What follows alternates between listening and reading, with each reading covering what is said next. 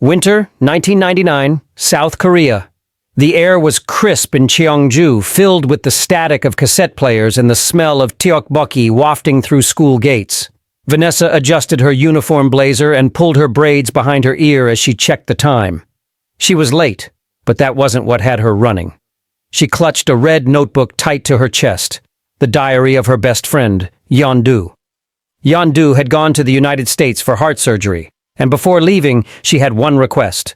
Find out everything about Baek Hyun-jin, everything. His favorite drink, his blood type, who he eats lunch with. I don't care if you have to join the school wrestling team, V. Just get it done. Venessa, ever loyal, had laughed. You're ridiculous. But yeah, I got you. So she did. She transferred to the broadcasting club where Hyun-jin was a member, memorized his schedule, and even timed her trips to the canteen so she could see what juice he picked. But there was a problem. Hyun-jin had a best friend, Poong Woon-ho. And Woon-ho, quiet and observant, kept showing up when she didn't expect it. And now, he was watching her again. Venessa pressed the camcorder button, pretending to film the hallway for her school project. Woon-ho passed by. He looked into her lens, just for a moment, before smiling gently. Why was he smiling? Later that day, she cornered Hyun-jin behind the library and offered him a carton of strawberry milk. He blinked. Do I know you? She laughed awkwardly. No, just trying to be nice. When she turned to leave, Woon-ho was there, again, leaning on the stair rail like he had nothing better to do. You know that's my favorite drink, he said. Venessa froze. He wasn't teasing, just stating facts. She swallowed. Good to know. But that night, while writing in Yeon-du's diary, she scribbled in frustration. Woon-ho is making this very difficult. And now he thinks I like him? Venessa didn't know when it shifted, when her curiosity about Woon-ho stopped being a mission and started being something else. Maybe it was when he helped her carry broadcasting equipment without asking, or when he walked her to the bus stop in the rain and didn't say a word. Or maybe it was when she watched the footage from her camcorder late one night and realized her camera had started following Woon-ho more than Hyun-jin. He was never looking straight at it, but he was there. Always there. One afternoon, while they sat editing tapes, Woon-ho asked quietly, Why are you always filming other people? Venessa blinked.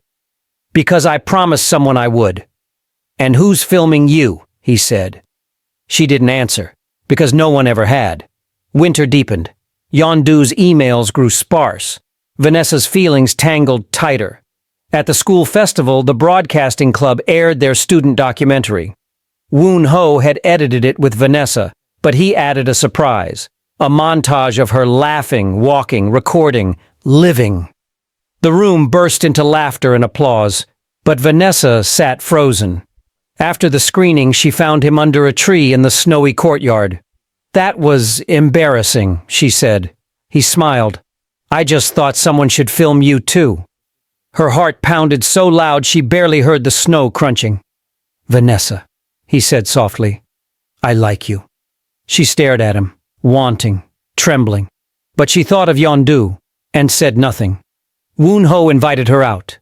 Just them. They met near the skating rink, surrounded by blinking lights and K-pop hits blasting over the loudspeakers. Woon-ho was terrible at skating. He clung to the wall like a child. Venessa laughed so hard she doubled over.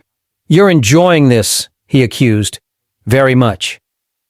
Later they shared hot fish cakes on a bench. He looked at her, a strand of hair caught in her lashes. Can I ask again? He whispered. Do you like me? Venessa's hands tightened around her cup. Yes, she whispered. Woon-ho exhaled, smiled. It felt like a beginning. But beginnings are cruel things. 2 weeks later, Woon-ho vanished. No goodbye, no explanation. Venessa called his house, no answer. She emailed. Nothing. Yeon-du returned from the U.S., heart healed, eyes glowing, and holding Hyun-jin's hand. Venessa stared. You liked him? Yeon-du asked. Oh my God.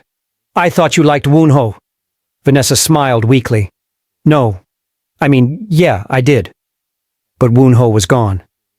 and the wind carried her letters into silence. Years passed. Venessa moved abroad, became a filmmaker, loved, lost, grew.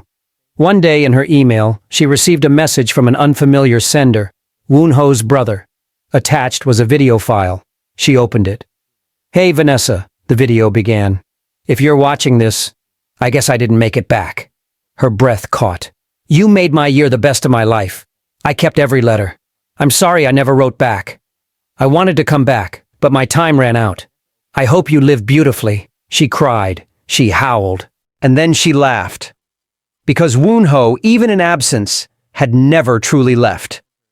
In a gallery in Seoul, Venessa walked slowly through the exhibit titled Moments in Transit. Photos of youth, of school corridors and city buses, of skating rinks and tree-lined paths. She reached the corner. There was a camcorder playing on loop. "You never knew this, Venessa, but I watched you long before you saw me." She wept. She wrote in the guest book, "He was the wind. I was the girl who waited."